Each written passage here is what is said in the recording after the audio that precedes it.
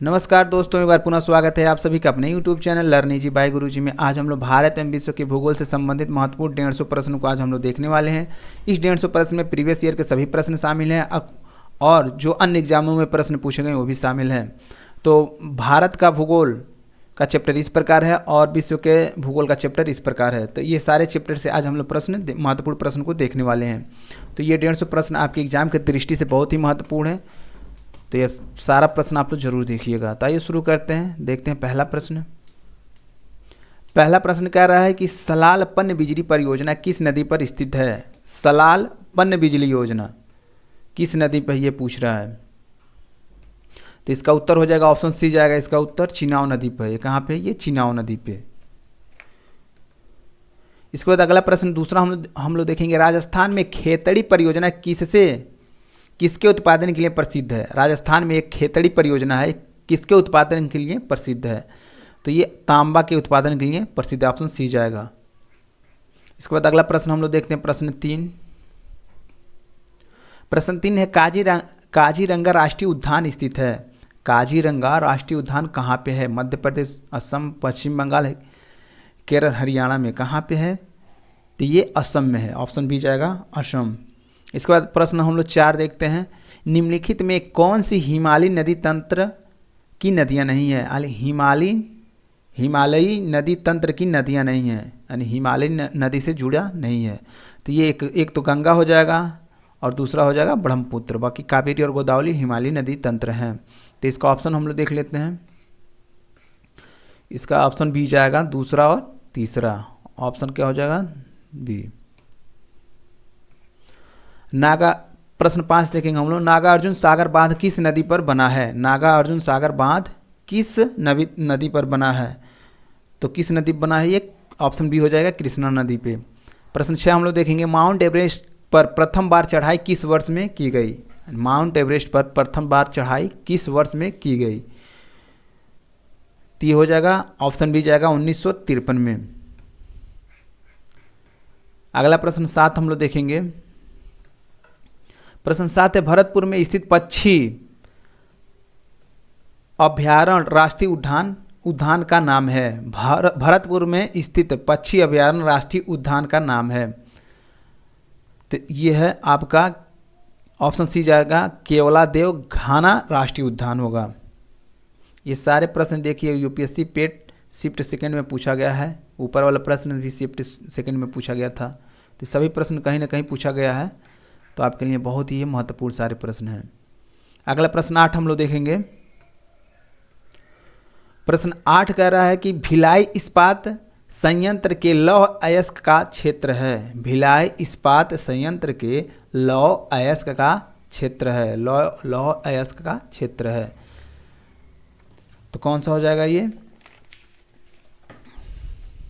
हो जाएगा दल्ली राजहरा। ये दल्ली राजहरा, ऑप्शन ए हो जाएगा। इसके बाद अगला प्रश्न है प्रश्न 9 हम लोग देखेंगे।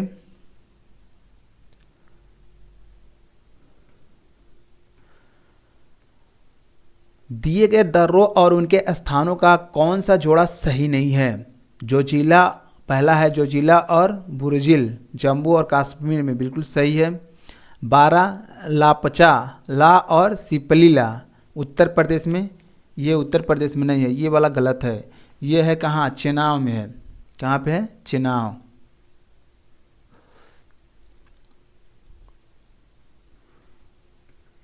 ये है मनाली, चेनाव में। सॉरी, ये मनाली लेह में है। और ये जो सिपला है ये है आपका हिमाचल प्रदेश में। कहाँ पे, हिमाचल प्रदेश। और ये थागाला नीति पास और लिपू लेख है हिमाचल प्रदेश में। ये भी गलत हो जाएगा, हिमाचल प्रदेश में नहीं है, ये उत्तराखंड में। कहाँ है, उत्तराखंड। ये उत्तराखंड में, यानी दूसरा और तीसरा हम लोग का गलत है, ऑप्शन सी सही हो जाएगा। इसके बाद अगला प्रश्न हम लोग 10 देखेंगे। भारत में कुल सिंचाई का 45 और घरेलू पानी का कितना भूजल रिजर्व से आता है। भारत में कुल सिंचाई का 45 और घरेलू पानी का कितना भूजल रिजर्व से आता है, यानी कितना % भूजल जो होता है रिजर्व से आता है। तो इसका उत्तर हो जाएगा 80%, ऑप्शन डी हो जाएगा। राजमंडी परिषद 2019 में पूछा गया प्रश्न है। प्रश्न 11 है, निम्नलिखित में कौन सा विकल्प पश्चिमी घाट का सर्वोच्च शिखर है? निम्नलिखित में कौन सा विकल्प पश्चिमी घाट का सर्वोच्च शिखर है? तो ये ऑप्शन ए हो जाएगा अनाई मूड़ी है। अगला प्रश्न हम लोग 12 देखेंगे। निम्नलिखित में कौन सा विकल्प लघुत्तर हिमालय में पर्वत की सबसे लंबी पर्वतमाला है? लघुत्तर हिमालय में पर्वत की सबसे लंबी पर्वतमाला है, तो ये ऑप्शन सी जाएगा, पीर पंजाल पर्वतमाला। कनिष्ठ सहायक परीक्षा 2020 में पूछा गया ये प्रश्न है। अगला प्रश्न हम लोग 13 देखेंगे। यूरेशियाई प्लेट एवं भारतीय प्लेट के टकराव पर सिकुड़न के परिणाम स्वरूप निर्मित लंबवत घाटियां हैं। यानी यूरेशियाई प्लेट एवं भारतीय प्लेट के टकराव पर सिकुड़न के परिणाम स्वरूप निर्मित लंबवत घाटियां हैं। कौन सी हैं? तो ऑप्शन ही हो जाएगा डी, डंस घाटियां। ये कनिष्ठ सहायक परीक्षा 2020 में पूछा गया है। प्रश्न 14 हम लोग देखेंगे। प्रायद्वीपीय पहाड़ी मैदान पठार की एक अनोखी विशेषता काली मिट्टी का क्षेत्र है, जिसे हम लोग क्या कहते हैं? यानी प्रायद्वीपीय पहाड़ी मैदान, जिसको हम लोग पठार कहते हैं, कि एक अनोखी विशेषता है कि काली मिट्टी का क्षेत्र है, जिसे हम लोग किस नाम से जानते हैं, क्या कहते हैं? तो ये हो जाएगा दक्कन ट्रिप, ऑप्शन बी हो जाएगा इसका उत्तर। इसके बाद प्रश्न हम लोग 15 देखेंगे। भारतीय प्रायद्वीप की सबसे ऊंची चोटी है। भारतीय प्रायद्वीप की सबसे ऊंची चोटी है, तो सबसे ऊंची चोटी है अन्नाई मूड़ी। इसके बाद प्रश्न 16 हम लोग देखेंगे। इनमें से कौन सा महान हिमालय या हिमाद्री में पर्वत शिखर नहीं है? इनमें से कौन सा महान हिमालय या हिमाद्री में पर्वत शिखर नहीं है? तो ऑप्शन हम लोग देखते हैं।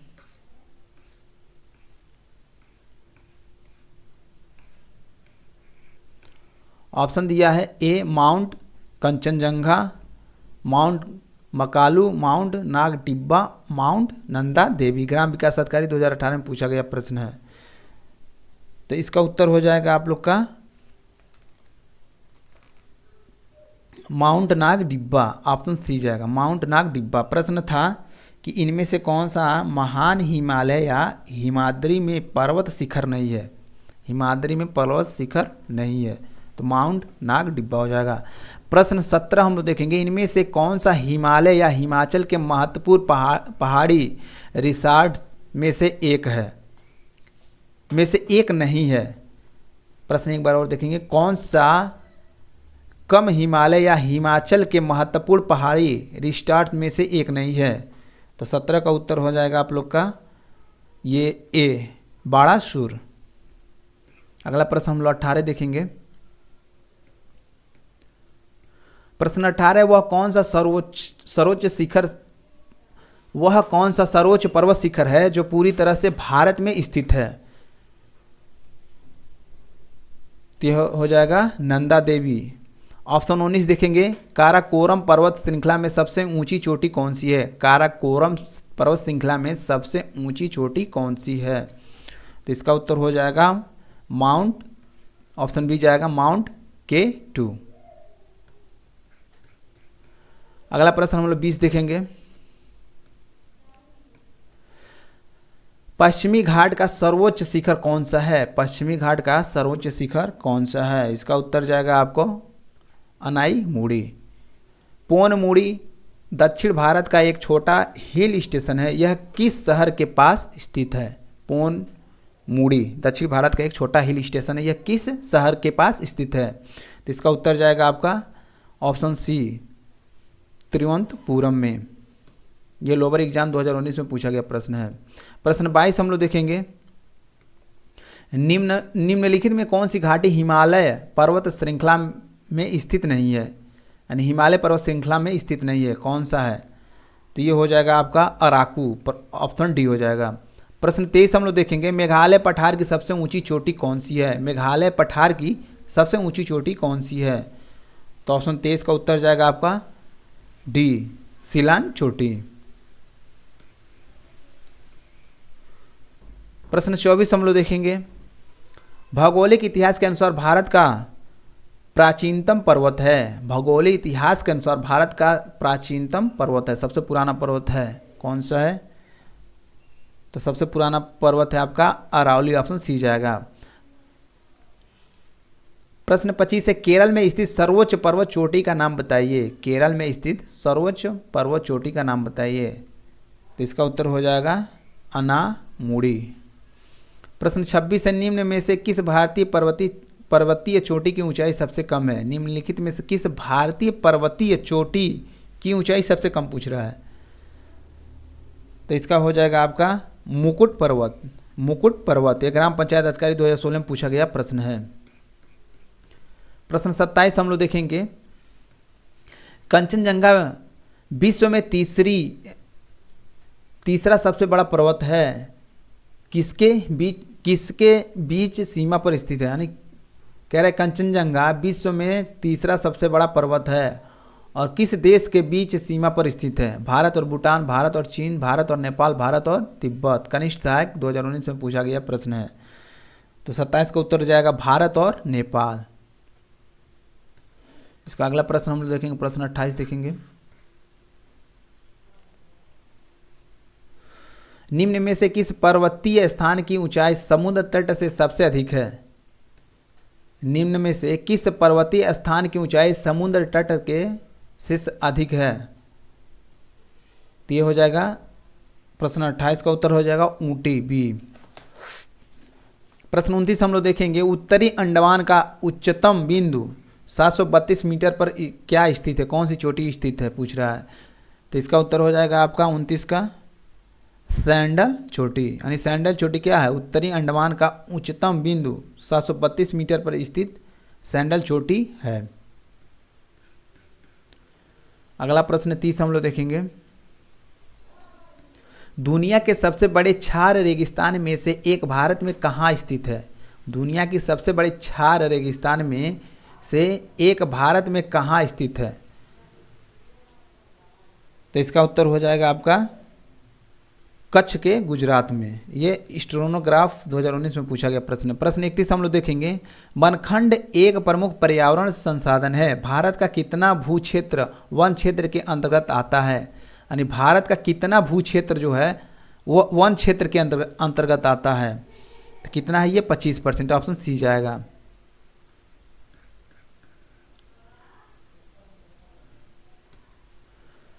प्रश्न 32 से, बिनसर का जंगल भारत के किस प्रदेश या केंद्र शासित क्षेत्र में अवस्थित है? बिनसर का जंगल भारत के किस प्रदेश में या केंद्र शासित प्रदेश में अवस्थित है? तो 32 का उत्तर हो जाएगा आपका,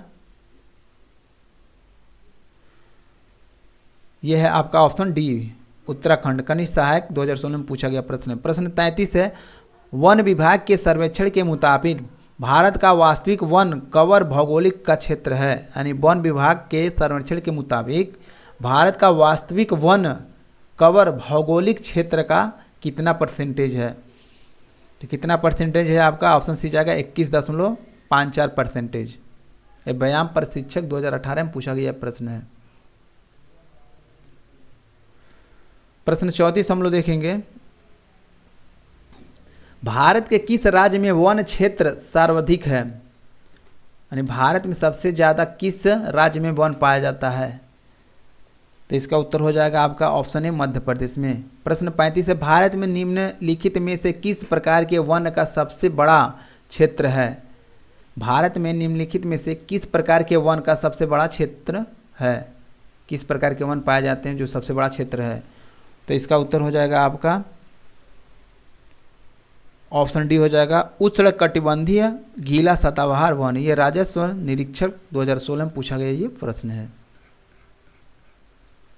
अगला प्रश्न 36 हम लोग देखेंगे। सीमेंट का उत्पादन करने में भारत का विश्व में कौन सा स्थान है? पहला, दूसरा, तीसरा, चौथा? तो ये दूसरा हो जाएगा। सीमेंट का उत्पादन करने में भारत का विश्व में दूसरा स्थान है। प्रश्न 37 देखेंगे। दिसंबर 2018 तक उपलब्ध जानकारी के अनुसार किस राज्य में तांबा अयस्क का सबसे बड़ा भंडार है? तो 37 का उत्तर जाएगा राजस्थान। 2018 तक उपलब्ध जानकारी के अनुसार राजस्थान राज्य में तांबा अयस्क का सबसे बड़ा भंडार है। अगला प्रश्न हम लोग देखेंगे 38। प्रश्न 38 इस प्रकार है, वर्ष 2012 तक उपलब्ध जानकारी के अनुसार विश्व में बॉक्साइट का सबसे बड़ा उत्पादक देश कौन सा है? 2012 की उपलब्ध जानकारी के अनुसार विश्व में बॉक्साइट का सबसे बड़ा उत्पादक देश कौन सा है? तो इसका उत्तर हो जाएगा ऑस्ट्रेलिया, ऑप्शन सी हो जाएगा। प्रश्न 39 देखेंगे, वर्ष 2014 तक उपलब्ध जानकारी के अनुसार निम्नलिखित में से कौन सा विश्व में टीन का अग्रणी उत्पादक देश है? तो 39 का उत्तर हो जाएगा आपका चीन, ऑप्शन ए हो जाएगा। प्रश्न 40 हम लोग देखेंगे,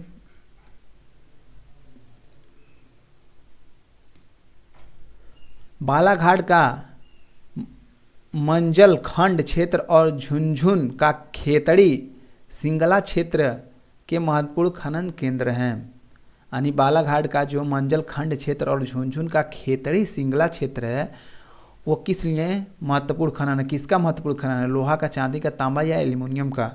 तो ये उत्तर हो जाएगा आपका तांबा का, ऑप्शन डी हो जाएगा। ये राजस्व मंडित परिषद 2019 में पूछा गया प्रश्न है। 41 हम लोग देखेंगे, भारत का सबसे बड़ा तांबा कच्ची धातु उत्पादन राज्य कौन सा है? तो 41 का उत्तर हो जाएगा आपका मध्य प्रदेश, ऑप्शन डी हो जाएगा। अगला प्रश्न हम 42 देखेंगे, निम्न में से कौन सा स्थान स्टील निर्माण से संबंधित नहीं है?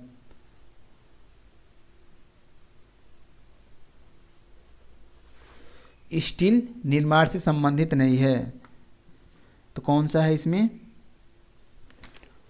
कोच्चि, ऑप्शन सी जाएगा। इसका उत्तर हो जाएगा आपका ऑप्शन सी जाएगा झरिया और झारखंड हो जाएगा, सॉरी झरिया और झारखंड हो जाएगा। ग्राम विकास अधिकारी 2016 में पूछा गया ये प्रश्न है। अगला प्रश्न है, किस शहर को स्टील सिटी ऑफ इंडिया के नाम से जाना जाता है? तो इसका उत्तर हो जाएगा ऑप्शन सी कोच्चि। अगला प्रश्न 44 हम लोग देखेंगे, उस पड़ोसी राष्ट्र की पहचान करें जिसके साथ भारत अपनी सबसे लंबी सीमा साझा करता है। तो भारत सबसे लंबी सीमा बांग्लादेश से साझा करता है, ऑप्शन डी उत्तर जाएगा। प्रश्न 45 निम्नलिखित में से कौन सा जिला भारत की अंतर्राष्ट्रीय सीमा पर है? कौन सा जिला है जो भारत की अंतर्राष्ट्रीय सीमा पर स्थित है? तो ऑप्शन जाएगा आपका 45 का सी जाएगा किन्नौर। अगला प्रश्न हम लोग देखेंगे 46, निम्न में से कौन सा देश भारत की अंतर्राष्ट्रीय सीमा पर नहीं है? पाकिस्तान, बांग्लादेश, भूटान या श्रीलंका?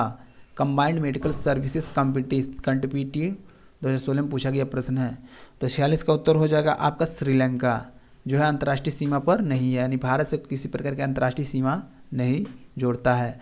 भारत की सीमाएं कितने देशों से लगती है? तो भारत की सीमाएं 7 देशों से लगती है। त्रिपुरा अपने उत्तर एवं दक्षिण और पश्चिम में किस देश से घिरा हुआ है? म्यांमार, चीन, सॉरी एक मिनट, प्रश्न 48 हम लोग देखेंगे। त्रिपुरा अपने उत्तर, दक्षिण और पश्चिम में किस देश से घिरा हुआ है? म्यांमार, चीन, थाईलैंड या बांग्लादेश? तो त्रिपुरा किससे घिरा हुआ है? ऑप्शन डी बांग्लादेश से। विधान भवन रक्षक 2018 में पूछा गया ये प्रश्न है।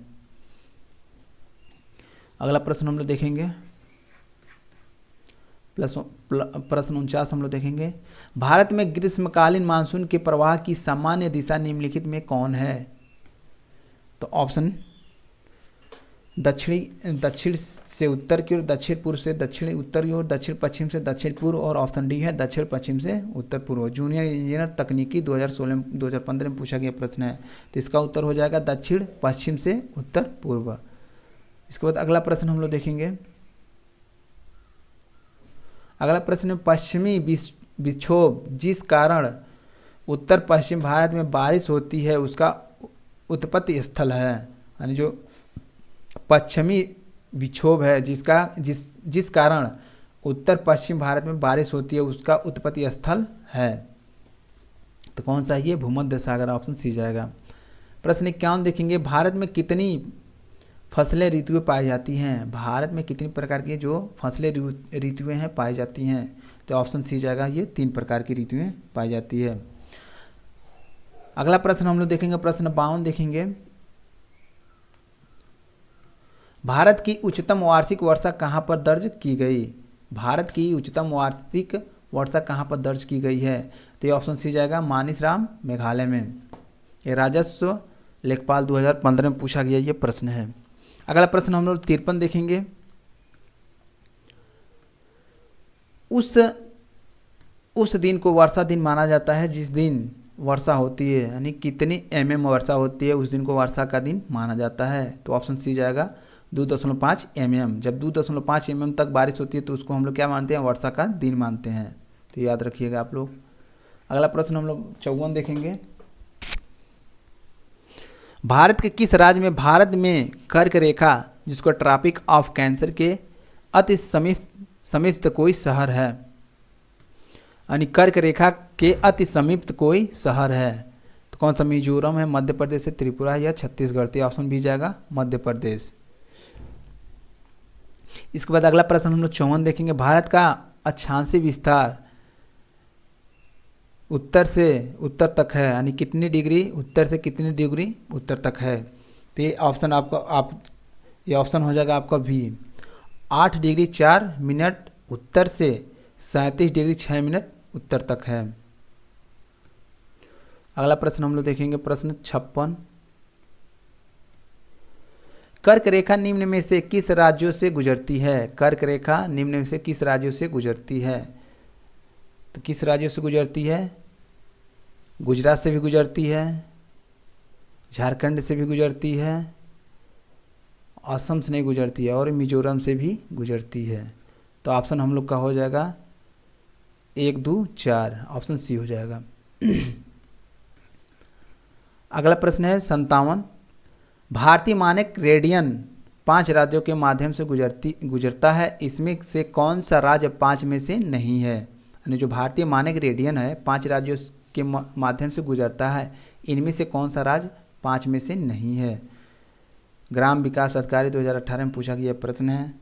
तो इसका उत्तर जाएगा आपका बिहार है। बिहार है जो मानक मेरिडियन 5 राज्यों के माध्यम से जो गुजरता है, इसमें बिहार से नहीं होकर गुजरता है। 58, भारत का मानक समय रेडियन कौन सा है? जो भारत का मानक समय रेडियन है कौन सा है? तो इसका उत्तर जाएगा आपका 82°30' ईस्ट देशांतर है। इसके बाद अगला प्रश्न हम लोग देखेंगे।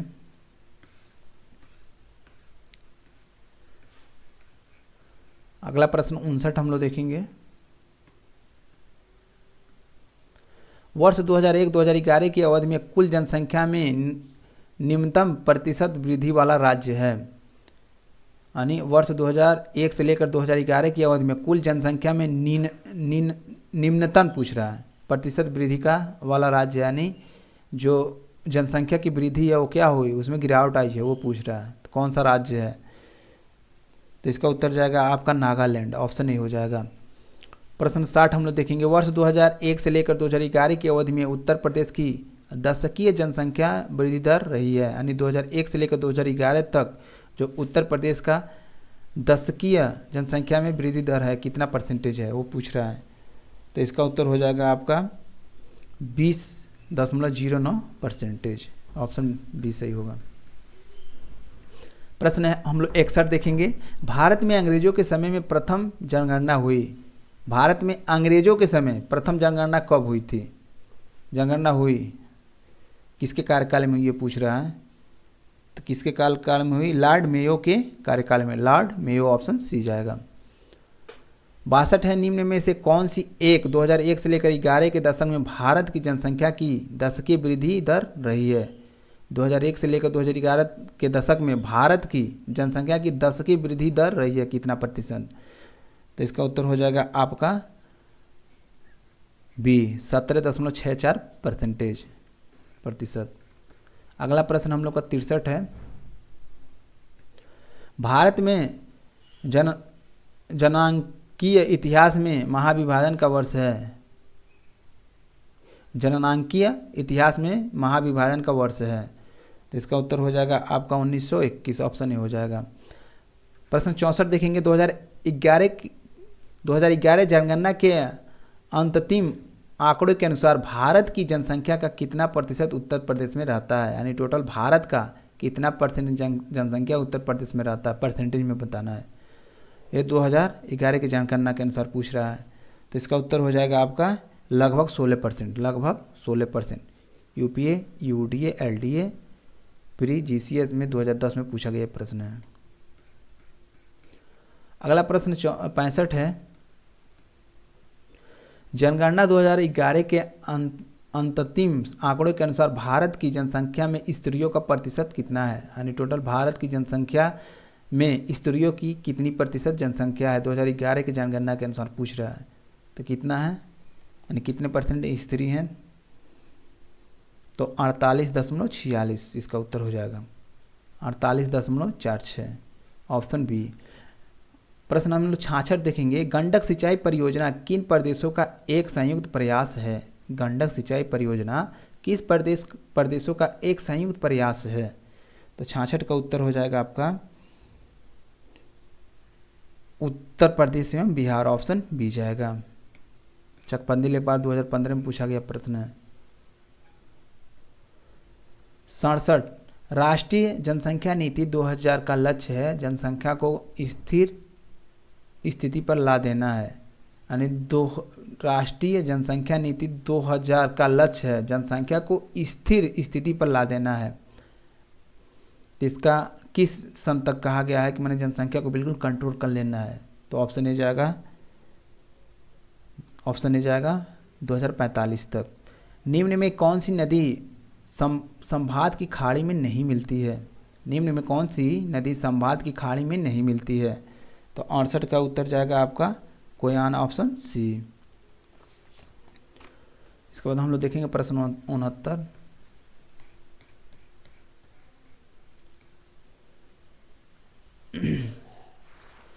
प्रश्न 69 में कह रहा है कि निम्नलिखित में से कौन सा विकल्प भारतीय प्रायद्वीप में पश्चिम की ओर बहने वाली दूसरी सबसे बड़ी नदी है? भारतीय प्रायद्वीप में पश्चिम की ओर बहने वाली दूसरी सबसे नदी है, किधर बहने वाली? पश्चिम, और दूसरी सबसे बड़ी नदी पूछ रहा है, पहली नहीं दूसरी पूछ रहा है। तो 69 का उत्तर हो जाएगा बी, ताप्ती नदी। 70 का हम लोग देखेंगे प्रश्न 70 का। निम्नलिखित में से कौन सी नदी उत्तर पिनाकिन के नाम से भी जानी जाती है? यानी निम्नलिखित में कौन सी नदी है जो उत्तर पिनाकिन के नाम से भी जानी जाती है? तो 70 का उत्तर जाएगा आपका पुन्नार नदी है, ऑप्शन डी। प्रश्न 71 हम लोग देखेंगे। निम्नलिखित में कौन सी नदी यमुना से नहीं मिलती है, यानी यमुना से इसका संगम नहीं होता, कौन सी नदी है? तो ऑप्शन डी जाएगा ये सोन नदी। चकबंदी लेखपाल 2015 में पूछा गया प्रश्न है। प्रश्न 72 नर्मदा के अतिरिक्त कौन सी दूसरी नदी अमरकंटक से निकलती है? अमरकंटक से नर्मदा तो निकलती है, लेकिन इसके साथ और कौन सी दूसरी नदी है? कौन सी नदी है वो आपकी? ऑप्शन डी हो जाएगा सोन नदी। अगला प्रश्न है आपका 73। काबिनी, हेमवती और अमरावती कौन सी नदी की सहायक नदियां हैं? जो कामती है, हेमवती है, अमरावती है, किस नदी की ये सहायक नदी हैं? तो 73 का उत्तर हो जाएगा आपका कावेरी, ऑप्शन सी जाएगा। महानदी कहा था कृष्णा गोदावरी नहीं, ये कौन सा हो जाएगा? कावेरी। प्रश्न 74। वह नदी कौन सी है जिसका उद्गम भारत में नहीं है? वह कौन सी नदी है जो जिसका उद्गम कहाँ पे है? भारत में नहीं होता है। चिनाब, ब्यास पूछ रहा है, सतलज और रावी। चकबंदी लेखपाल 2015 में पूछा गया प्रश्न है। तो 74 का उत्तर हो जाएगा आपका सतलज है। सतलज नदी है जो भारत में इसका उद्गम नहीं होता है। अगला प्रश्न हम लोग का 72 है। सबसे छोटी नदी कौन सी है? ऑप्शन है कावेरी, बी है कृष्णा, सी है नर्मदा, डी है सोन। तो सबसे छोटी नदी आपका कौन सा है? तो सबसे छोटी नदी है आपका सोन नदी है। प्रश्न 76। भारत में सबसे लंबी नदी कौन सी है? यहाँ पे सबसे लंबी नदी पूछ रहा है, तो सबसे लंबी नदी आपका ऑप्शन सी जाएगा गंगा है। गोदावरी, यमुना और ब्रह्मपुत्र नहीं होगा। भारत का रूर किस नदी बेसिन को कहा जाता है? भारत का रूर किस नदी बेसिन को कहा जाता है? प्रश्न 77 है। तो ये ऑप्शन ए जाएगा, दामोदर नदी को भारत का रूर कहा जाता है। अगला प्रश्न 78 हम लोग देखेंगे। निम्न में से कौन सी नदी थार रेगिस्तान से होकर बहती है? ऐसी कौन सी नदी है जो थार के रेगिस्तान से होकर बहती है? प्रश्न 78 हम लोग देख रहे हैं। तो ये है आपका ऑप्शन सी जाएगा, लूनी नदी। सावित्री, मूठा और मिर्गा नहीं होगा। 79 देखेंगे, उत्तर प्रदेश का त्रिवेणी संगम निम्नलिखित नदियों में से किसके संगम का स्थान है? तो सब कौन सा होगा? गंगा यमुना नर्मदा होगा, गंगा यमुना ताप्ती होगा, या गंगा यमुना सरस्वती होगा, या गंगा यमुना सिंधु होगा। तो ऑप्शन बी जाएगा, गंगा यमुना सरस्वती का मिलन होता है जो त्रिवेणी से नेपाल से निकलती है। अगला प्रश्न है प्रश्न 80 हम लोग देखेंगे। इस नदी की कुल लंबाई 2900 किलोमीटर है। यह तिब्बत च्यांगुडुंग ग्लेशियर से में शुरू होता है, जहां इसे त्यासंगपो कहा जाता है, और दिहांग नाम के तहत भारतीय क्षेत्र अरुणाचल प्रदेश में प्रवेश करती है। इसकी महत्वपूर्ण, इसका और प्रश्न इधर दे दिया है। इसका महत्वपूर्ण उपनदी बुहनसिरी, कामेंग, धनसिरी, मानस, तीस्ता है। नदी का क्या नाम है? यानी कह रहा है कि इस नदी का कुल लंबाई कितना है? 29 किलोमीटर, 2900 किलोमीटर है। यह तिब्बत च्यांगुडांगू ग्लेशियर से शुरू होता है, जहां इसे स्यात्याम्पो कहा जाता है, और दिहांग नाम के तहत भारतीय क्षेत्र अरुणाचल प्रदेश में कहा जाता है जो प्रवेश करती है। इसकी महत्वपूर्ण सहायक उपनदी सुबनसिरी, कामेंग है, धनसिरी है, और मानस तीस्ता है। तो नदी का नाम बताइए। तो ये हो जाएगा आपका ब्रह्मपुत्र। कौन सा होगा? ऑप्शन सी जाएगा, ये ब्रह्मपुत्र होगा। प्रश्न 81 हम लोग देखेंगे। निम्नलिखित में से किस नदी का समागम अरब सागर में है? वो कौन सी नदी है जिसका समागम अरब सागर में है? तो ऑप्शन ए जाएगा, नर्मदा नदी। गोदावरी, कृष्णा और कावेरी नहीं होगा। अगला प्रश्न है 82। इनमें से कौन सी नदी भारत में पश्चिम दिशा में बहती नदी नहीं है? कौन सी नदी है जो पश्चिम दिशा में नहीं बहती है? बाकी सब नदियाँ पश्चिम में बहती हैं। नर्मदा है, साबरमती है, लूनी है, कृष्णा। तो इसका उत्तर आपका जाएगा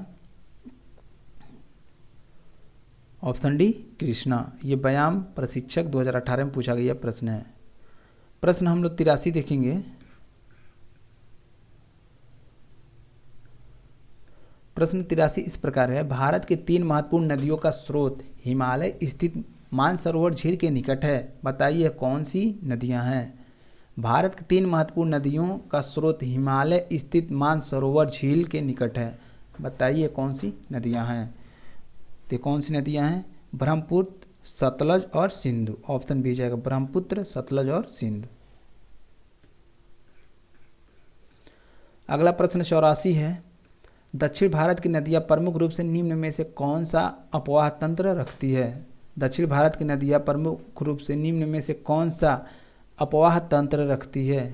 लोअर द्वितीय 2016 में पूछा गया यह प्रश्न है। तो इसका उत्तर जाएगा आपका वृक्षनुमा। वृक्षनुमा जो है दक्षिण भारत की नदियां प्रमुख रूप से अपवाह तंत्र रखती है। प्रश्न 85 हम लोग देखेंगे। गोदावरी नदी महाराष्ट्र के किस जिले में पश्चिमी घाट की ढलानों से निकलती है? गोदावरी नदी महाराष्ट्र के किस जिले से पश्चिमी घाट की ढलानों से निकलती है? तो कौन सा हो जाएगा? इसका उत्तर आपका डी हो जाएगा, नासिक।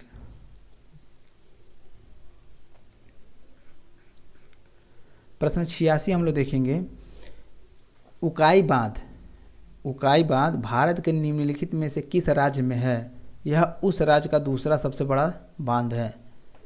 उकाई बांध किस राज्य में है ये पूछ रहा है। तो उकाई बांध कहाँ है? गुजरात में है, तेलंगाना में, उड़ीसा में या महाराष्ट्र में? तो उकाई बांध कहाँ है? गुजरात में है। प्रश्न 87 हम लोग देखेंगे। तमिलनाडु में किस जिले में कलनई के नाम से जाना जाने वाला ग्रैंड एनीकट बांध, जो कि सबसे पुराने बांधों में से एक है, स्थित है?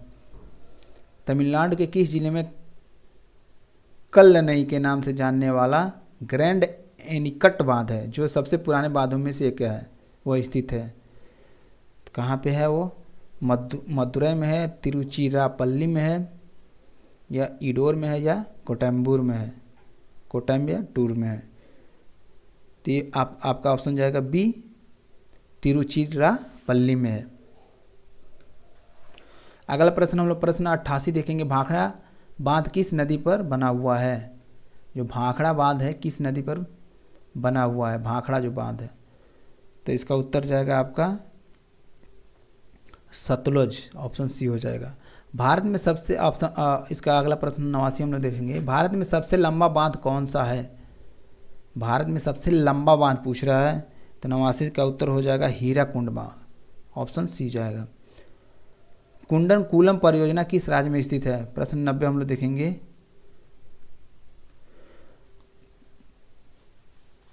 कुंडन कूलम परियोजना किस राज्य में स्थित है? ये कह रहा है कर्नाटक में, तमिलनाडु में, तेलंगाना में, या केरल में? तो कहाँ पे है? 90 का उत्तर जाएगा आपका तमिलनाडु, ऑप्शन बी। प्रश्न 91 हम लोग देखेंगे। श्रीशैलम बांध किस नदी पर बनाया गया है? श्रीशैलम बांध किस नदी पर बनाया गया है? गोदावरी, कृष्णा, तुंगभद्रा, या पुन्नार में? कहाँ पे बनाया गया है? इसका उत्तर जाएगा आपका कृष्णा नदी पर बनाया गया कौन सा? श्रीशैलम बांध। 92 प्रश्न देखेंगे। पैठन जल विद्युत परियोजना किस राज्य में स्थित है? पैठन जल विद्युत परियोजना किस राज्य में स्थित है? तो 92 का उत्तर कौन सा होगा? तमिलनाडु होगा, गुजरात होगा, आंध्र प्रदेश, या महाराष्ट्र? ऑप्शन डी जाएगा महाराष्ट्र होगा। कृषि प्राविधिक कला 2019 में पूछा गया प्रश्न है। चमेरा बांध किस नदी पर बनाया गया है? जो चमेरा बांध है किस नदी पर बनाया गया है? प्रश्न हम लोग 93 देखेंगे। ये है रावी नदी पर बनाया गया है। चमेरा बांध कहाँ बनाया गया है? रावी नदी पर। अगला प्रश्न है, भारत के किस राज्य में सबसे ज़्यादा बांध हैं? भारत के वो कौन सा राज्य है जहाँ सबसे ज़्यादा बांध पाया जाता है? गुजरात में, छत्तीसगढ़, मध्य प्रदेश, या महाराष्ट्र? तो इसका उत्तर हो जाएगा महाराष्ट्र। महाराष्ट्र में सबसे ज़्यादा बांध पाया जाता है। प्रश्न 95 देखेंगे। भारत का सबसे ऊंचा बांध कौन सा है? सबसे ऊंचा बांध पूछ रहा है। सरदार सरोवर, टिहरी, भाखड़ा नांगल बांध, या अरिहंत बांध? तो ये हो जाएगा आपका टिहरी का बांध, ऑप्शन बी। सबसे ऊंचा बांध कौन सा है आपका? भारत का सबसे ऊंचा बांध टिहरी है। तो ये भारत के भूगोल से संबंधित कुछ प्रश्न हम लोग देख लिए। अब हम लोग देख रहे हैं विश्व से संबंधित कुछ महत्वपूर्ण प्रश्नों को। अब हम लोग देखेंगे विश्व से संबंधित कुछ महत्वपूर्ण प्रश्न। तो इसका पहला प्रश्न है, बसंत विश्वत होता है? बसंत विश्वत होता है किस मार्च को? 18 जून को, 23 सितंबर को, या 22 सितंबर को? तो इसका उत्तर हो जाएगा पहला 21 मार्च, ऑप्शन हो जाएगा। प्रश्न दूसरा है, एक घंटे में समयांतर में देशांतरीय दूरी होता है? एक घंटे समयांतर में देशांतरीय दूरी होता है, कितना होता है? ये आपका 15 डिग्री। दुनिया को समय क्षेत्रों में बांटा गया है। समय क्षेत्र की कुल संख्या है, यानी सभी दुनिया को समय क्षेत्रों में बांट दिया गया, लेकिन समय क्षेत्र की कुल संख्या क्या है? तो समय क्षेत्र की कुल संख्या कितनी है? 24। प्रश्न 4 है, दक्षिण एशिया में वृद्ध जनसंख्या का सर्वाधिक प्रतिशत वाला देश है? दक्षिणी एशिया में वृद्ध यानी वृद्धि करने वाला जनसंख्या का सर्वाधिक प्रतिशत वाला देश है? तो इसका उत्तर हो जाएगा श्रीलंका। अगला प्रश्न 5 हम लोग देखेंगे। प्रश्न 5 है, निम्नलिखित देशों में किसकी जनसंख्या सर्वाधिक है? कह रहा है जो देश है इसमें सबसे ज़्यादा जनसंख्या किस देश में है? तो ये हो जाएगा आपका इंडोनेशिया, ऑप्शन सी जाएगा। अफ्रीका का सर्वाधिक जनसंख्या वाला देश है? अफ्रीका का सर्वाधिक जनसंख्या वाला देश है? कह रहा है मिस्र है, इथोपिया है, नाइजीरिया है, दक्षिणी अफ्रीका है? तो ऑप्शन सी जाएगा नाइजीरिया। अगला प्रश्न हम लोग देखते हैं। प्रश्न 7 है, एशिया के निम्नलिखित में से किस देश में प्रतिवर्ष जन्म की अपेक्षा मृत्यु की संख्या अधिक देखी जाती है?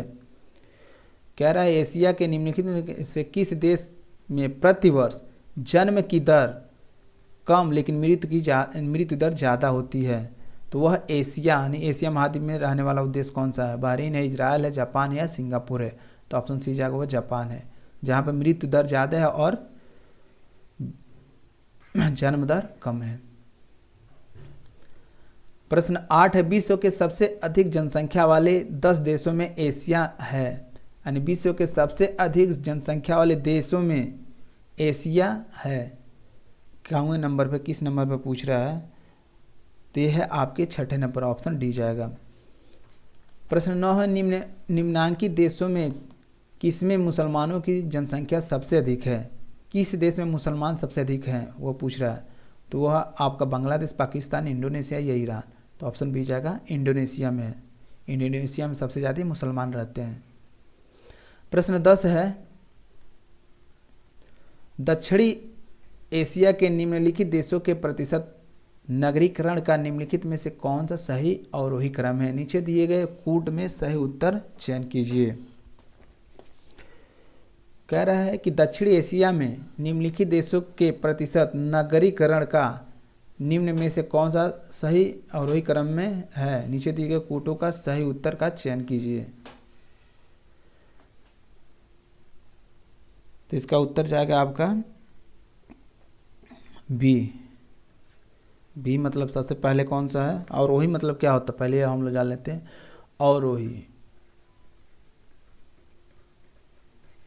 अवरोही क्रम होता है बड़े से छोटा की ओर, यानी पहले बड़ा फिर उससे छोटा फिर उससे छोटा, इस तरह सबसे छोटा। तो यही कह रहा है कि नगरीकरण का निम्नलिखित में से कौन सा सही अवरोही क्रम है? नीचे दिए कूट का सही उत्तर करें, यानी सबसे ज़्यादा अवरोही सबसे ज़्यादा नगरीकरण किस देश में, उसके बाद किस देश में, उसके बाद किस में, सबसे कम किस में, ये पूछ रहा है। तो पहला ऑप्शन बी हो जाएगा। पहला कौन सा होगा? पहला होगा पाकिस्तान हो जाएगा। पहले नंबर पर कौन आ जाएगा? पाकिस्तान। दूसरे नंबर पर कौन आ जाएगा? दूसरे पर आ जाएगा भारत, नगरीकरण शहर की बात कर रहा है।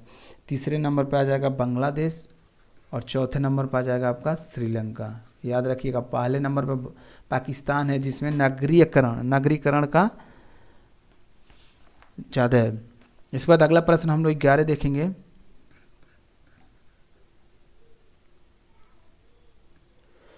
उस सबसे बड़े देश का नाम बताइए जिसकी सीमा में एक भी नदी नहीं बहती है। उस देश का नाम बताइए जिसकी सीमा में एक भी नदी नहीं बहती है। तो सब लोग जानते हैं संयुक्त अरब अमीरात है या कुवैत है, लीबिया है या सऊदी अरब है। तो ये सऊदी अरब है। सऊदी अरब में कहाँ एक भी नदी बहती है। इसके बाद प्रश्न हम लोग 12 देखेंगे। प्रश्न 12 है, डेन्यूब नदी का उद्गम किस देश में होता है? डेन्यूब नदी का नाम है, ये किस देश में उद्गम होता है, किस देश से उद्गम होता है? तो यह है ऑप्शन बी जाएगा जर्मनी से। प्रश्न 13 है, कौन सी नदी पूर्वी चीन सागर में बहती है? वह कौन सी नदी है जो पूर्वी चीन सागर में बहती है? तो इसका उत्तर जाएगा यांगसी नदी है जो चीन के पूर्वी चीन सागर से बहती है। अगला प्रश्न 14 है, निम्न में से कौन सी नदी विषुवत रेखा को 2 बार पार करती है? ऐसी कौन सी नदी है जो विषुवत रेखा को 2 बार पार करती है? तो 14 का उत्तर हो जाएगा आपका कांगो नदी है जो विषुवत रेखा को 2 बार पार करती है। प्रश्न 15 है, पृथ्वी पर कितने प्रतिशत ताज़ा जल उपलब्ध हैं? ताज़ा जल का मतलब है पीने योग्य जल। तो ये हो जाएगा 0.03%, यानी 3% है ये। अगला प्रश्न है प्रश्न 16 है, निम्नलिखित में से कौन सा सतह पर जल संसाधन का एक उदाहरण है?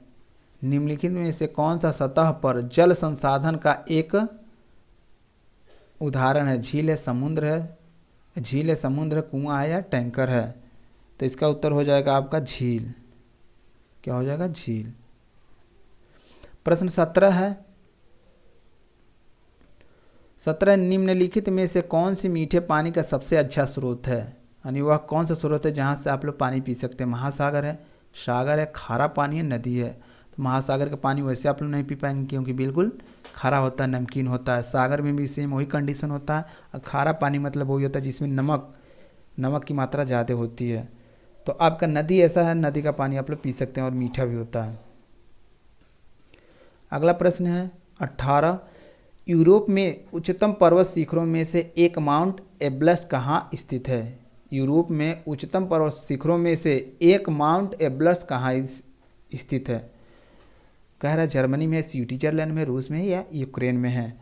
तो इसका उत्तर हो जाएगा आपका रूस में, ऑप्शन सी जाएगा। प्रश्न 19 है, कौन सी पर्वत की चोटी पृथ्वी के केंद्र से दूरतम बिंदु है? कौन सी पर्वत की चोटी पृथ्वी के केंद्र से दूरतम बिंदु पर स्थित है? यानी पृथ्वी के केंद्र से क्या है, कौन सी ऐसी पर्वत चोटी है जो पृथ्वी के केंद्र से बहुत दूर है? कह रहे माउंट पुनसेक जया या माउंट चिम्बराजो, माउंट किलिमंजरो या माउंट एकांकगुआ। तो ऑप्शन बी जाएगा माउंट चिम्बराजो। ऐसा पर्वत है जो पृथ्वी है, मान लीजिए पृथ्वी है और पृथ्वी का ये केंद्र है, केंद्र से क्या है, ये बहुत दूर स्थित है। अगला प्रश्न हम लोग 20 देखेंगे। प्रश्न 20 कह रहा है, हिमालय के सर्वोच्च शिखर पर माउंट एवरेस्ट की ऊंचाई कितनी है? जो हिमालय के सर्वोच्च शिखर है, जो माउंट एवरेस्ट है, उसकी ऊंचाई पूछ रहा है। तो उसकी ऊंचाई हम लोग जानते हैं 8,848 मीटर होता है। प्रश्न 21 है, निम्नलिखित में से कौन सा उच्चतम पर्वत शिखर गैर एशियाई है? यानी गैर एशियाई मतलब एशिया में नहीं है, एशिया महाद्वीप में नहीं है, अदर द्वीप में है, लेकिन उसका क्या है, उच्चतम पर्वत शिखर है।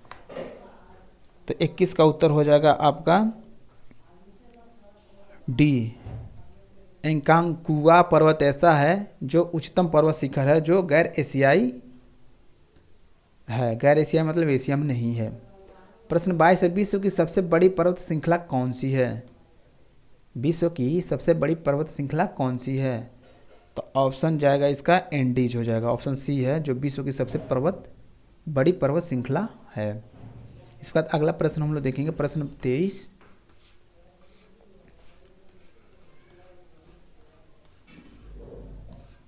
प्रश्न 23 इस प्रकार है, तनामी रेगिस्तान निम्नलिखित में से किस देश में स्थित है? जो तनामी रेगिस्तान है निम्नलिखित में से किस देश में स्थित है? चीन में है, दक्षिणी अफ्रीका में, ऑस्ट्रेलिया में या भारत में? तो 23 का उत्तर जाएगा आपका ऑस्ट्रेलिया में है।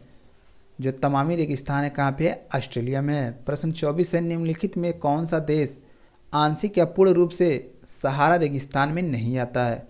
ऐसा कौन सा देश है जो पूर्ण रूप से सहारा रेगिस्तान में नहीं आता है? तो 24 का उत्तर क्या हो जाएगा?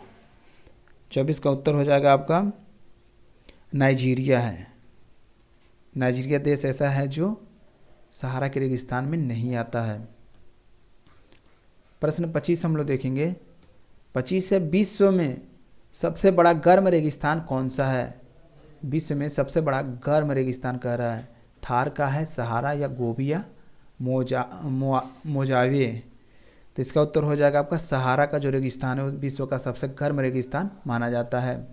प्रश्न 26 है, कजाइल कुम रेगिस्तान स्थित है। कजाइल कुम रेगिस्तान कहाँ पे है?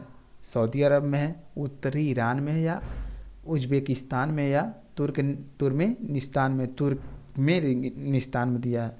तो इसका उत्तर हो जाएगा आपका सी जाएगा, उज्बेकिस्तान में है।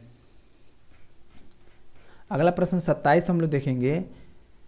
जहाँ ऋतु के अनुसार पेड़ों में पत्तियाँ झड़ जाती है उन्हें कहते हैं, जहाँ ऋतु के अनुसार पेड़ों में पत्तियाँ झड़ जाती है उनको कहते हैं सदाबहार वन, शंकुधारी वन, पर्णपाती वन, उपर्युक्त में से कोई नहीं। तो हम लोग जानते हैं जो पर्णपाती वन होते हैं वो अपने पत्ते को झाड़ देते हैं। सदाबहार वन मतलब ये हमेशा हरे भरे रहते हैं। शंकुधारी वृक्ष मतलब ये क्या होते हैं, इनके जो वृक्ष होते हैं ये शंकु के रूप में रहते हैं और ये पहाड़ी क्षेत्र में पाए जाते हैं, ये भी पत्ते नहीं गिराते हैं। तो जो पर्णपाती वन होते हैं वो अपने पत्ते ऋतु के अनुसार गिरा देते हैं। इसके बाद अगला प्रश्न है, प्रश्न 28 है, निम्न में से किस महाद्वीप में उष्णकटिबंधीय पर्णपाती वनों का विस्तार अधिक है? कह रहा है कि किस महाद्वीप में उष्णकटिबंधीय पर्णपाती वनों का विस्तार अधिक है? पर्णपाती मतलब जो पत्ते गिरा देते हैं, ऐसे वन हैं जिसका विस्तार सबसे अधिक है, वह किस महाद्वीप में है? अफ्रीका में है, एशिया में है या ऑस्ट्रेलिया या दक्षिणी अमेरिका में? तो 28 का उत्तर हो जाएगा आपका एशिया महाद्वीप में पर्णपाती वन ज़्यादा पाए जाते हैं। अगला प्रश्न है हम लोग का 29, विश्व में सबसे बड़े वन घने वन हैं।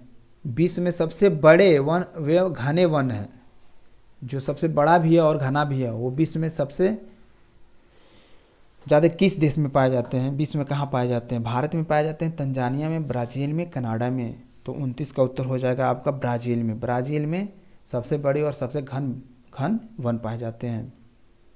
इसका प्रश्न हम लोग 30 देखेंगे। प्रश्न 30 है, सूची 1 को सूची 2 के सुनिश्चित कीजिए तथा सूचियों को नीचे दिए गए कूट में सही उत्तर दीजिए। मानसूनी वन क्या है? सागौन तथा साखू। विषुवत रेखा वन है, विषुवत रेखा क्या है आपका? महोगनियम रोडवुड। और भूमध्य सागरी वन है। भूमध्य सागरी वन क्या है आपका? यह है आलू बुखारा प्लम और जैतून। और कोणधारी वन है चीड़ तथा फर। तो ये कौन सा ऑप्शन जाएगा आपका? ऑप्शन हम लोग का हो जाएगा ए। 3 4 1 यानी 34 12, ये इसका उत्तर हो जाएगा। अगला प्रश्न है हम लोग का, यूरोप में कितने देश हैं? यूरोप यानी यूरोप महाद्वीप में कितने देश हैं? क्या 28 हैं, 33 हैं, 44 हैं या 30 हैं? तो यूरोप में कितने देश हैं आपके? 44 देश हैं। कितने हैं? 44। ऑप्शन सी हो जाएगा। प्रश्न 32 है, निम्नलिखित देशों में किसकी सीमा अफगानिस्तान से नहीं मिलती है? किस देश की सीमा जो है अफगानिस्तान से नहीं मिलती है? तो ऑप्शन ए है उज्बेकिस्तान, ताजिकिस्तान, रूस या तुर्कमेनिस्तान। तो ऑप्शन 32 का ऑप्शन जाएगा रूस। रूस ऐसा देश है जिसकी सीमा अफगानिस्तान से नहीं मिलती है। इसके बाद अगला प्रश्न हम देखेंगे, प्रश्न 33 देखेंगे। प्रश्न 33 है, निम्नांकित अफ्रीकी देशों की दक्षिणी से उत्तर की ओर की सही स्थिति या क्रम क्या है? कह रहा है निम्नांकित अफ्रीकी देशों की दक्षिण से उत्तर की ओर की सही स्थिति का क्रम क्या है?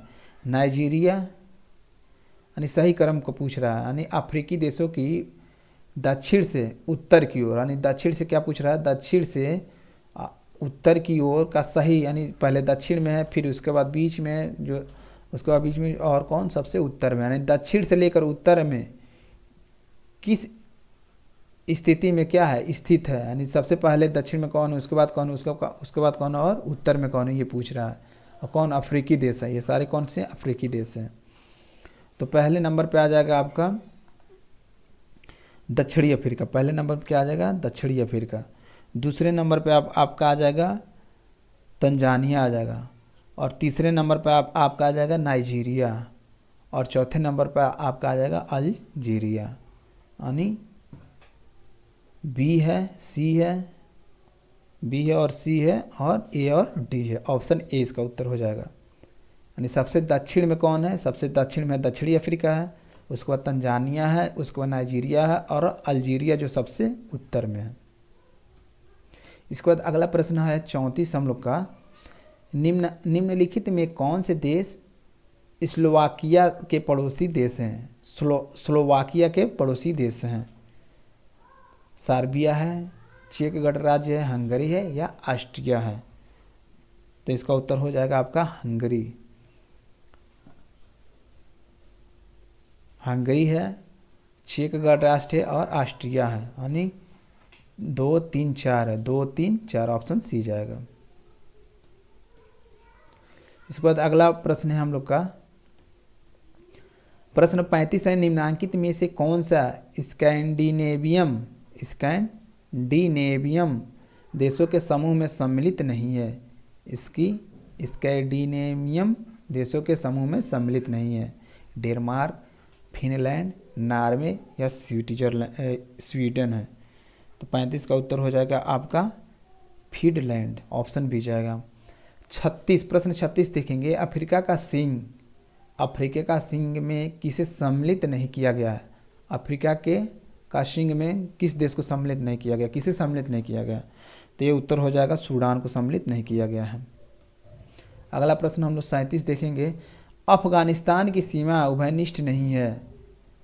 उज्बेकिस्तान के साथ, ताजिकिस्तान के साथ, रूस के साथ और तुर्कमेनिस्तान के साथ। अभी हम लोग पढ़ेंगे, ऑप्शन सी जाएगा रूस के साथ।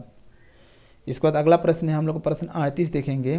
किस क्षेत्र की औसत जलवायु को जानने के लिए निम्न में से किसका योगदान नहीं होता है? किस क्षेत्र की औसत जलवायु को जानने के लिए निम्न में से किसका योगदान नहीं होता है? यानी किसी क्षेत्र का औसत जलवायु जानने के लिए कह रहा किसका इसमें योगदान नहीं होता है। तो 38 का हो जाएगा वृक्षों की संख्या। वर्षा चाहिए, वायु की गति भी होना चाहिए, आर्द्रता। इससे क्या होता है, किस क्षेत्र में बारिश होने वाला है उसका पता लग जाता है। इसके बाद अगला प्रश्न हम लोग देखते हैं 39।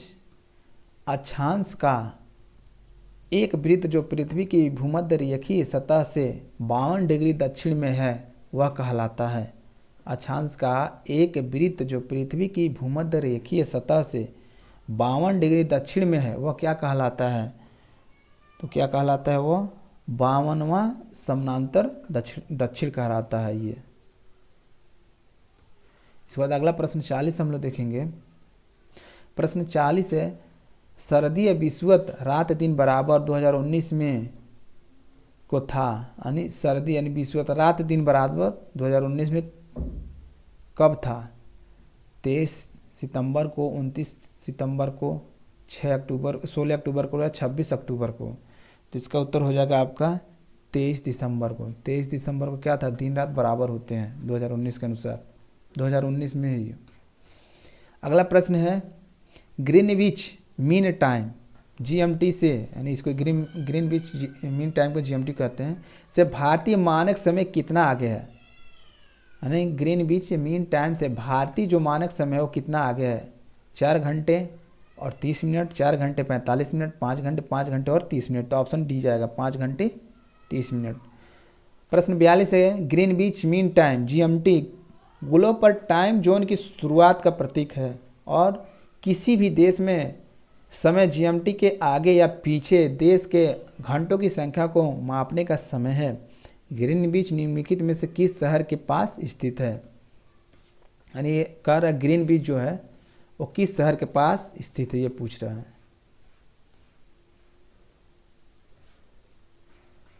प्रश्न ऑप्शन ए कह रहा है लंदन, ऑप्शन बी है एम्स्टर्डम है, शिकागो है, न्यूयॉर्क है।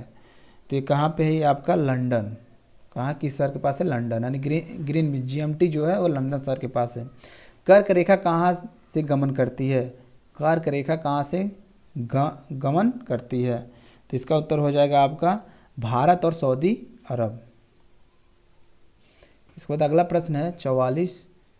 एक अक्षांशीय डिग्री लैटिट्यूड कितने किलोमीटर को दर्शाता है? एक अक्षांशीय डिग्री, एक अक्षांश जो डिग्री होता है वो पूछ रहा है कितने किलोमीटर को दर्शाता है? तो ऑप्शन हो जाएगा 111 किलोमीटर को दर्शाता है।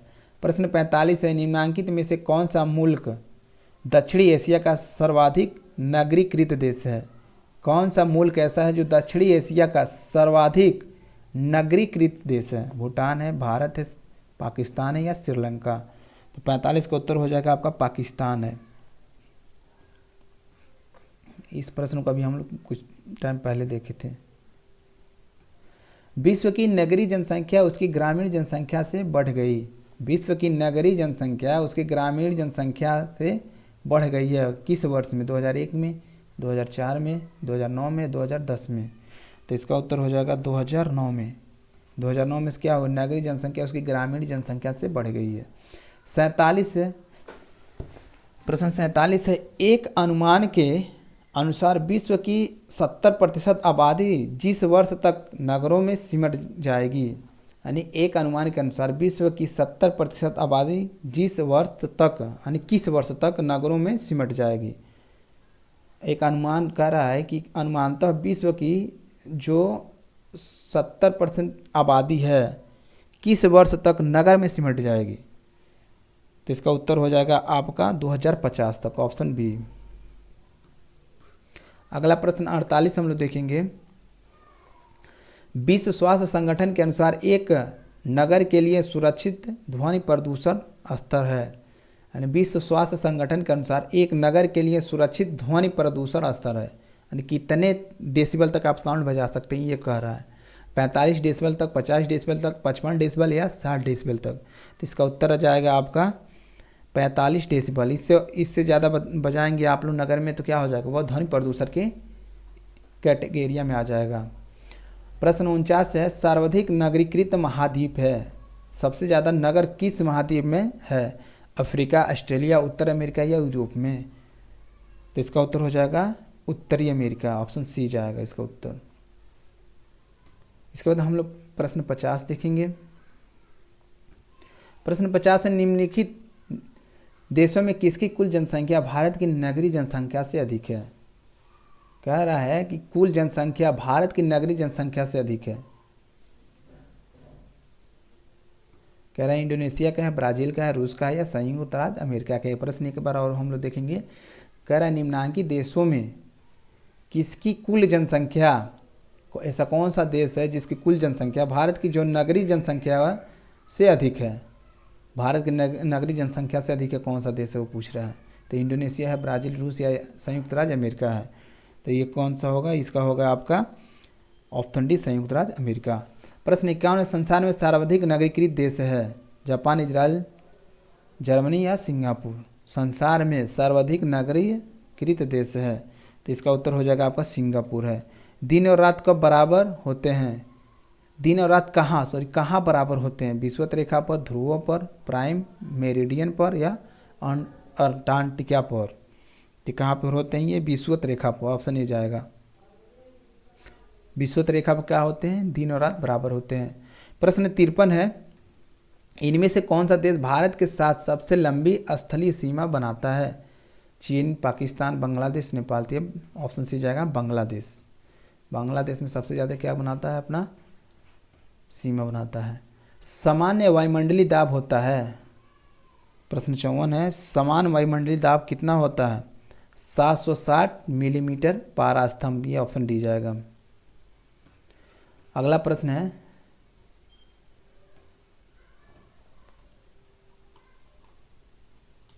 प्रश्न 55 हम लोग देखेंगे। निम्नलिखित में से कौन सा चक्र पृथ्वी पर मौसम के पैटर्न का एक महत्वपूर्ण पहलू है? निम्नलिखित में कौन सा चक्र पृथ्वी पर मौसम के पैटर्न का एक महत्वपूर्ण पहलू है? कार्बन चक्र, जल चक्र, नाइट्रोजन चक्र, ऑक्सीजन चक्र? यानी मौसम पैटर्न, जो मौसम बदलता रहता है, कह रहा है इनमें से कौन से ऐसे महत्वपूर्ण चक्र है जो मौसम को परिवर्तित करने में योगदान करता है? तो 55 का उत्तर हो जाएगा जल चक्र ऐसा है जो मौसम को बदलने में भरपूर योगदान देता है। इसके बाद अगला प्रश्न हम लोग देखेंगे 56। प्रश्न 56 है, नीचे दिए गए विकल्पों में जल चक्र के संबंध में गलत कथन की पहचान करें। यानी जो जल चक्र होता है उससे संबंध कुछ कथन है जो जिसमें से गलत दिया है। जल के वाष्पीकरण से बादलों का निर्माण होता है, बिल्कुल सही होता है। जल वाष्प केवल वाष्पोत्सर्जन के माध्यम से ही वायुमंडल में आती है, यही गलत है। ऑप्शन बी सही जाएगा। वाष्पोत्सर्जन के माध्यम से वायुमंडल में जाती नहीं। जल जो वाष्प होता है, वाष्पोत्सर्जन के अलावा सूर्य के प्रकाश से भी क्या होती है, गर्म होकर वायुमंडल में चली जाती है, वाष्प बन के खाना बनता है। इतना बहुत कारण है इसका। इसके बाद अगला प्रश्न है 57 और ये हम लोग का लास्ट प्रश्न है। सर्वाधिक वार्षिक वर्षा कहाँ होती है? सर्वाधिक वार्षिक वर्षा कहाँ होती है? यानी पूरे वर्ष भर में सबसे ज़्यादा वर्षा कहाँ होती है? कैंडेनियन शील्ड में होती है, अमेजन बेसिन में होती है, गंगा बेसिन में होती है, साइबेरियाई मैदान में होती है? तो इसका उत्तर जाएगा आपका अमेजन बेसिन में होती है, ऑप्शन बी जाएगा। तो आज के लिए हम लोग बस इतना देखेंगे। टोटल हम लोग लगभग 150 प्रश्न देख चुके हैं और ये 150 प्रश्न आपके एग्ज़ाम की दृष्टि से बहुत ही महत्वपूर्ण है।